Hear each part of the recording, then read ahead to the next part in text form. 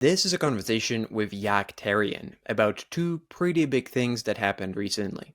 The incursion of Russian drones that were shot down by Poland in its airspace, and an incursion of Russian fighter jets into Estonia that were escorted by Italian F-35s out of the country. Jaak is a former Brigadier General in the Estonian Armed Forces who served in several high-ranking roles in both the Estonian military and in NATO, and who finished his career as the commander of Estonia's Air Force. He retired in 2018, and today he is an executive in an Estonian startup developing drone technology. And so, for all of those reasons, he's the perfect guest to talk to today about all of that.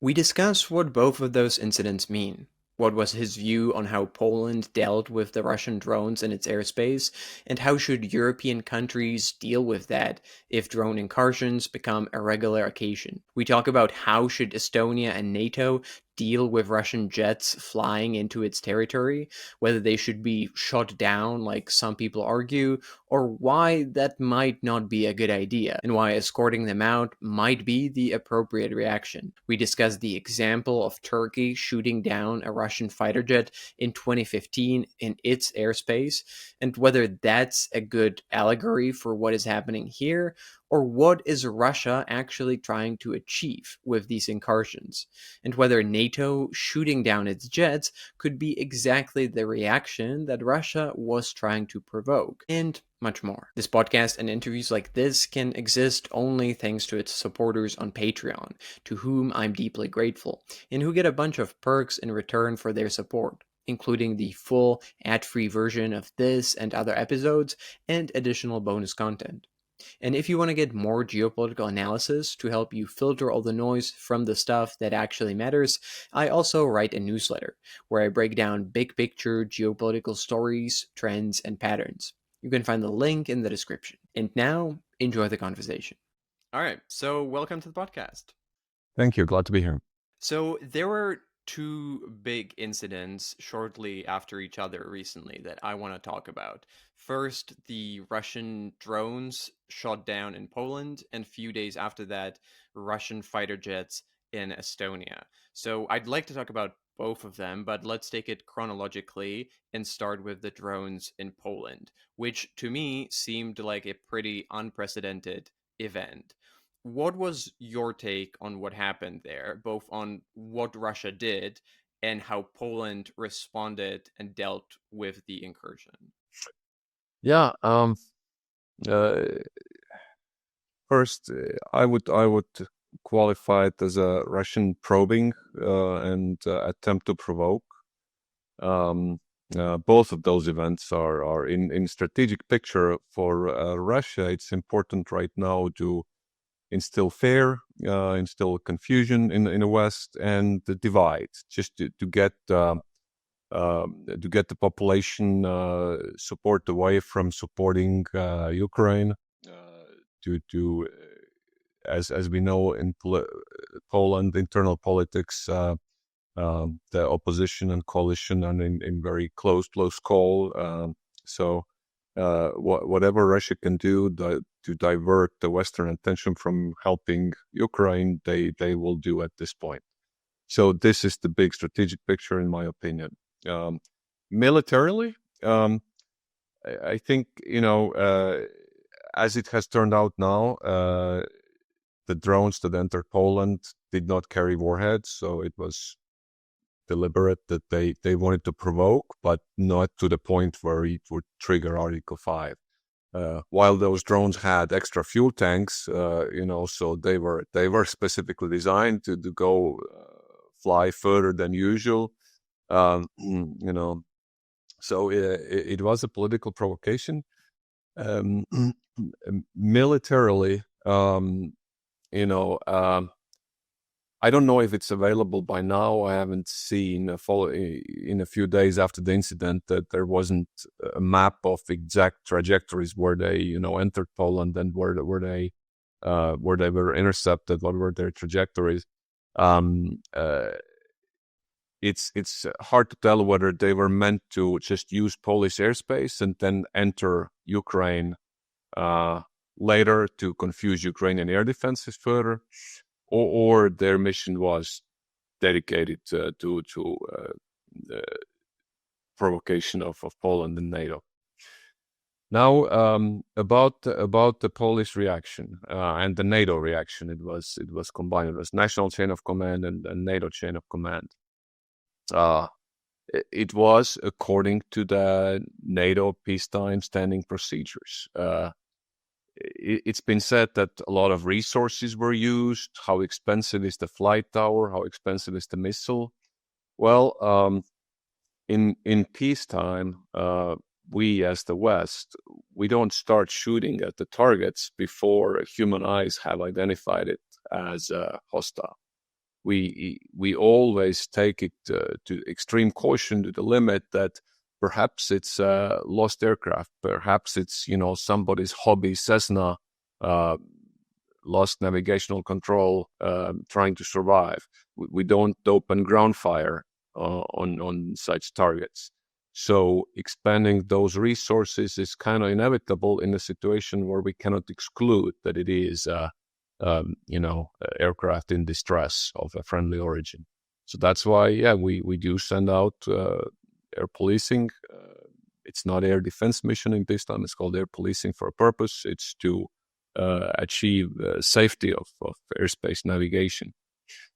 To take this talk further, well, is it expensive? Yes, in this case it is. If Russia started doing it every day, it would get extremely expensive. Of course, we would amp the measures. We would react entirely differently. As you saw in result in consecutive events, the day after Polish incident, Latvia and Estonia declared restricted airspace on their eastern border at nighttime, so that we could exclude that no hobby aircraft, no commercial aircraft will go into that zone. I do not know whether there was air defense in place to shoot down drones if they were discovered. It hasn't been publicly declared by either of the defense forces, but it looked like it was a readiness to do so. So this is, if we achieve via different measures that we exclude the possibility of friendly aircraft, we may also open ground fire, which is much cheaper, on such drone provocation. So let me maybe follow up on that, because exactly as you said, a lot of people pointed out that the rockets with which the drones were shot down were something like 40 times more expensive than the actual drones. So as you've said, if this would happen every week, it would be extremely expensive, and probably Poland would run out of rockets. Missiles. Sorry, missiles. Yeah. Yeah. Right. So it would so there would have to be a different way of how to deal with that if it becomes a regular occasion. And I think maybe at this point it's good to mention that you now work for a military drone company. So you, apart from just the Air Force part, that you have a lot of expertise on the drones as well. So maybe would you mind starting by explaining what your company does? Because I think it's really interesting. And then what do you think would be the best way for countries like Poland or maybe the Baltics to deal with drone incursions if it's something that would happen repeatedly? Absolutely. Yeah. Thank you. At Lendurai, we develop autonomous guidance systems for drones. We are a dual use company. Our technology can be used in civilian applications as well, but our founder's clear mission is we need to save the free world and help Ukraine to win this war first, and then we'll see where our technology can be applied later. So currently, Russian electronic warfare is quite well developed. They can protect some of their high-value targets really well from the regular drones, and even as we've heard from the, American-produced GPS-guided missiles, that sometimes the HIMARS has been missing the targets due to the very high EW jamming. So our system enables currently from 1 kilometer range. We'll naturally work on expanding it for an operator to lock on a target, and then the drone is autonomous, will go and pursue the target and destroy the target without needing any two-way communications or GPS based on optical lock, optical guidance. Currently, we have a working product for ground targets. Since there is now a high need, we're strongly considering of using our guidance system for also interceptor drones. And the interceptor drones, which Ukraine is already using with manually guided intercept drones to take down Shaheds, this is one of the cost-efficient options. As I've heard from Ukraine, they have about 5,000 euro the interceptor. They usually need about 3 of them to get a hit on a Shahed. It has complications because the teams need to be dispersed. They need to be somewhat near the flight paths, but it is still a good cost affordable option. So if we pursue this product development, then adding the autonomous final phase would improve the hit rate and free the operators from the last final complex phase and have them switch quicker to the next target. So it would be an important development. But we are a small team. It's exciting to be in a startup at the age of 51. I'm oldest guy here by about 15 years, so it's very vibrant. I just joined 3 weeks ago, so it's thrilling for me to be here in this phase. Just a quick break here. If you care about geopolitics, and I assume you do since you're listening to this, you might want to consider signing up to get my newsletter, Station Zero. Once every week or two, you'll get a free geopolitical analysis, a story, trend, or pattern of something that's really important but that most people tend to miss. Like the one where I talk about the major threat that Hungary's Prime Minister, Viktor Orban, is facing, why he's increasingly likely to be defeated in the next year's elections, why his new challenger is not at all who you would expect, and why it might be a lesson for politicians everywhere. If you want to sign up, just click the link in the description. And now, back to the conversation. But you have all the experience, so that probably is what they need. But to follow up on the second part of my question about what is in general the best way for countries like Poland to do about it if it happens, if the same drone incursions of 20, 30, 40 drones would happen every week now. Yeah. $1 million question, or even more expensive. When Shaheds first appeared in Ukrainian skies, they used those very expensive air defense missiles on them. It was a new thing, and they adapted really quickly. And then it's a race of adaptation. When Russia has varied their altitude, when they saw that Ukraine started intercepting them at 2 kilometer altitude, they brought them down. When Ukraine developed the acoustic sensor network with machine gun batteries on truck-mounted machine gun batteries, mobile, and started taking them down on low altitudes. Now Shaheds fly at 5 kilometers, which, or I think between 3 and 5. So now Ukraine is using prop-driven planes with machine guns there, or even, and hand-fired machine guns from the aircraft, using all sorts of different means of taking them down. We, the West, we need to look at the Ukrainian lessons, learn from them, and have this flexible, multi-layered approach, because the drones will not always come at the convenient, known altitude. They can come half a kilometer, 2 kilometer, 5 kilometer altitude, and everything in between. And there are different cost-efficient measures to intercepting them. So we cannot just, put all our eggs in one basket and say that, hey, this is a product that always works. There is no such product. And if I'm you can explain it to me, but my impression was that NATO countries are more equipped for the more expensive high-end solutions rather than for the cheap low-cost ones that are suitable for shooting down cheap drones. So we haven't yet uh, adopted those things from Ukraine. Is that correct? Well, it's the nature of the Western defense industry in the last 40 so years, when it's the so-called period of peace dividends that we felt in the 1990, that the West, we have won the Cold War, that there is no more need for defense spending, that the adversity is over. Russia didn't think so, as we have learned now, but our defense industries, they had to stay alive somehow. So instead of producing in mass the affordable products, they tailored very high tech and perfectly working, very reliable products that are so expensive that we cannot buy them in mass anymore. We just can't afford them.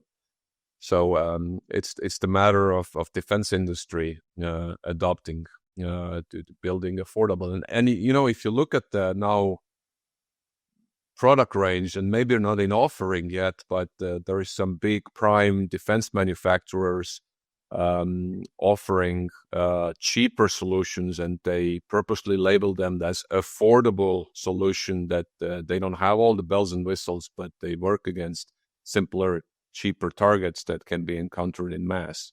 So it's a major adaptation going on now, both in the doctrine side of the West and the defense industry side.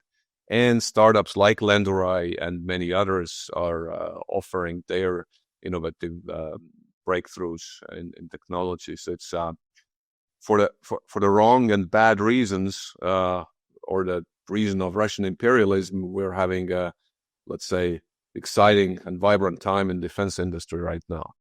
Yeah, so we're getting there, but we're not there yet. There were also suggestions that after the drones in Poland, that maybe Poland or NATO should be shooting down drones in Ukraine before they actually get to Polish airspace. Do you think that idea makes sense and is possibly realistic, or is it more, a fantasy? Um, well, naturally, it needs to be agreed with Ukraine and then coordinated. Yeah, that we don't shoot at each other. I don't imagine NATO or Polish flying assets going to the Ukraine airspace right now. It will take, some major coordination of air command and control that to avoid, friendly fire. But using ground assets, shooting at the Ukrainian sky in coordination with Ukraine, it makes sense. I mean, it's both helping Ukraine and being a defense of NATO and Poland. So um, I hope they'll get to this agreement. So maybe final question on the Polish incident. Do you expect, based, because I imagine that it was a test from the Russian side. So based on how this test worked out, do you imagine that this is something that we'll see again, and that this will perhaps become a regular occasion? Well, we're going into predicting Kremlin's decisions, and it's there always, yeah, hard to forecast. It depends on how desperate they will get. I mean, Russia is not doing well in this war. Whatever they're trying to portray, their forces are worn out. They have failed in this summer's offensive. Their oil resources are burning literally due to Ukrainian very successful attacks. So while the Western sanctions haven't been really, waterproofed, Russia has found a way to sell oil to the world through their shadow fleet and all those measures. Now Ukraine is simply, putting their sanctions with their drone attacks on Russian oil refineries. So the major source of income for Russian state budget is burning away. So they're not doing well in this war, and Mr. Putin is getting desperate because historically Russian people can suffer difficulties for a long, long time as long as they have some sort of, national pride of their world conquest. The only time there is a revolution in Russia is when Russia loses a war. So Mr. Putin knows really well he cannot afford to lose this war. The more desperate he gets, the more desperate measures he will use. So some provocations probably are in order. Will they be the same kind? Will they be different? I don't know. We'll see. We need to be ready for anything. And maybe both for this and for the Estonian case, what what do you think are the exact goals that what would be the ideal consequence of those things uh, uh, taking place? I'm trying to understand what is actually the purpose, the reason that why Russia is doing it. What is it really trying to achieve? Um, to have people in our democratic societies demand their government to divert the resources right now we are sending to Ukraine to our own defense, saying that, hey, we are under attack. There is, we need to defend ourselves first, and cause conflict and disagreement. That's divide and conquer. That's the very old principle, precedes Russia. But Russia is using it, stirring the pot, having West divided and arguing amongst themselves, exploiting internal divisions in Western nations. That's the recipe that Russia has been using in their information warfare approach for decades. So let's move to the Estonian case, where recently three Russian fighter jets flew into Estonian airspace, and they spent something like 12 minutes there, if I'm correct, before they were escorted out by Italian F-35s that are on the air policing mission in the Baltics at the moment. And uh, I'd really like to hear your take, because I was a little surprised that it received so much attention, because my impression was that Russia has been doing this exact thing for years in all the three Baltic countries. So was this case different in any way, or is it something that has been happening regularly for years? And why do you think that it attracted so much more attention than the other cases? Well, Russia as I said, in case of Poland, they left themselves the plausible deniability that it was a error. It happened. They went off course. Here in Estonia, it's the same plausible deniability that it's been something similar, but in much smaller magnitude, has happened before. They just pushed the door in a little bit deeper. A map would be useful here, but let's try to paint it in the words. In the Estonian northeastern border area, there is island of Vaindloo. Estonian airspace, of course, extends 12 nautical miles outside of that island. From the Soviet era, the flight information region, which is a civilian agreement, which civilian air traffic control unit controls which part of airspace, part of that Estonian national airspace is controlled by St. Petersburg air traffic control for civilian aircraft. And there is an international air route going through the corner of that airspace. So let's say if an Aeroflot, Russian airliner, civilian airliner, goes through that Estonian airspace under International Chicago Convention, this is perfectly fine. If Russian military aircraft follows that Aeroflot aircraft in the same course, it is a border violation. That will be that typical, 20-second violation. There is a proper and legal way to fly around that corner. Why Russians sometimes choose not to do that? Is it the novice pilot, poorly trained pilot, or deliberate action? We don't know. In this case, they came in, they turned further south and they stayed in flying along the, if this would be the border, they kept flying, about 10 nautical miles in border parallel. So it was in no question deliberate action, but the entry point was the same, where it happens a couple times a year. So cleverly crafted information operation, but absolutely illegal border violation and very provocative behavior. So I want to talk about what should be done about it. But first, I think maybe if we can explain what is actually the policy and procedure in the Baltics for when something like this happens, when you have suddenly Russian jets in your airspace on your territory. Because I think maybe not everyone knows that the the Baltic countries don't actually have their own fighter jets, so there is a permanent NATO mission of NATO fighter jets that are policing the airspace, but that's different from actually defending the airspace. So maybe could you explain how all that works? Yes. NATO integrated air missile defense system is a decades long system where all the NATO countries air command and control information is linked into one network.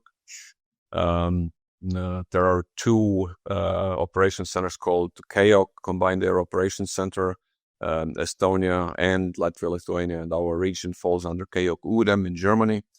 That's where they make decisions on launching air policing mission aircraft or not. Now going back to 2004, when Estonia, Latvia, Lithuania joined NATO, yes, we, the three nations, did not possess fighter aircraft. Just like, for example, Iceland in NATO does not have their own air force, and U.S. did a long time in Icelandic air policing, and now it's also a rotational base mission by different NATO nations doing air policing there. So from 2004 to 2014, it was from only one air base in Šiauliai in Lithuania. In 2014, when Russia invaded Crimea, the security situation escalated or worsened, let's say. Then NATO allies opened the second air policing base in Ämari, Estonia. So now we have in Ämari, Estonia, and in Šiauliai, Lithuania, there is at least 4 aircraft on alert, ready to do their policing mission. Yes, it is not air defense mission. Let's say the difference is the rules of engagement. What is the procedure? As I stated in the case of Poland and the drones, in peacetime we don't immediately open fire. We go, we always assume that it is a misunderstanding. It is a lost aircraft. It is not a military attack. So we go and pilots visually identify what is the issue that the radars are seeing. So that's the essence of air policing. They fly where the radars guide us. They take up position in the tail. They communicate constantly on the international emergency frequency that all the pilots should be listening. They use, if the pilots are not responding, they use hand signals, wave their wings, do everything they can to communicate. So there are procedures, of course, to go to warning shots, and yes, there are procedures to use kinetic force if a direct military threat is identified. But factually, in the entire history of Cold War, I do not know a case of NATO nation shooting down a Russian aircraft, while there were 2 American U-2 reconnaissance planes shot down, one over Cuba, one over Soviet Union. Don't know off the top of my head any other incident, but so throughout the Cold War, there was no aircraft being shot down. So this is thanks to our peacetime flexible approach, making the assumption that it is not a military attack, rather misunderstanding, navigation error, or perhaps lost aircraft of friendly origin. So let me ask, because a lot of people were saying um, in Europe that the Russian fighter jets should have been shot down, or that the next time they should be shot down or given a warning, and if they don't respond, then shot down, even if, and I guess the assumption is even if they're not a direct military threat, but even if it's just a provocation, that basically the minute they appear in NATO airspace, they need to be shut down. So, as someone who was in charge of Estonia's Air Force, what do you think about that? Do you think they should have been shut down or should be shut down? Um, since the NATO air policing fighters were there, Finnish air policing under also NATO umbrella, handed the escort over to the Italian F-35s under NATO umbrella. It was clearly identified there is no direct military threat. It was the right decision not to use kinetic force. If we were to shoot them down, we would have a bigger problem in our hand because we have the wreckage of aircraft and parachuting pilots in the coastal waters of Estonia. And you bet Russia has helicopters ready to go for search and rescue missions. So what are we going to do? Now we have Russian Navy ships, maybe the helicopters in our territorial coastal waters, saying that we need to save human life. Our pilot is there. Are we gonna engage them as well militarily? Are we gonna shoot at them as well? So how far you use kinetic force if there is absolute necessity. If there is direct military threat, would not be a wise thing. No, that was the first such blatant incident of not just cutting the corner, but deliberately staying in Estonian airspace. I'm not saying that NATO should say that we will never do that. We will never shoot if this repeats. No, we should say that we reserve ourselves the right to engage kinetically if a situation like that repeats itself. That we're taking very mature, calm, appropriate steps right now.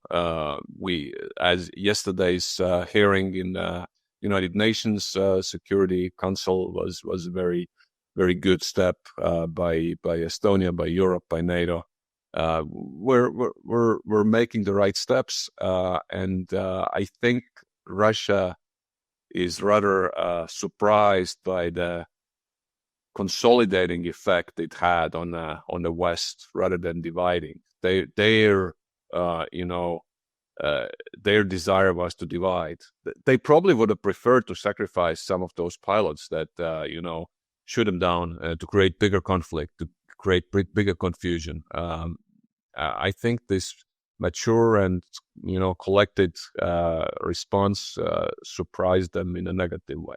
Well, so that leads me to my next question that I'd be really curious to hear your view, because I've heard a counter opinion to those people saying that those jets should have been shot down, saying that this was actually, or this would have been the reaction that Russia wanted, that it perhaps wanted the jets to be shut down because it would give them a chance to escalate, paint NATO as the bad guy, and draw resources away from Ukraine by creating an escalation in the Baltics.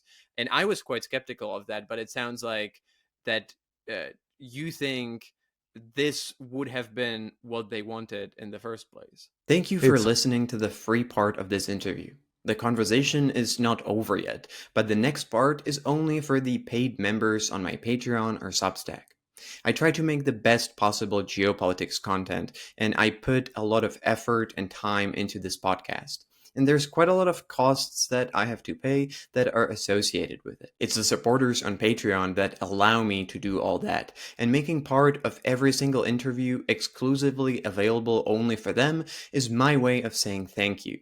since without them, it just wouldn't exist. So if you want to listen to the rest of the interview, ask questions to guests who appear on the show, or myself, get bonus content and my own takes on geopolitics, become part of an active community of geopolitics enthusiasts, and most importantly, make the continued existence of this podcast possible, do consider becoming a supporter. It really helps. To join, you can find the link in the description or go to patreon.com/decodinggeopolitics.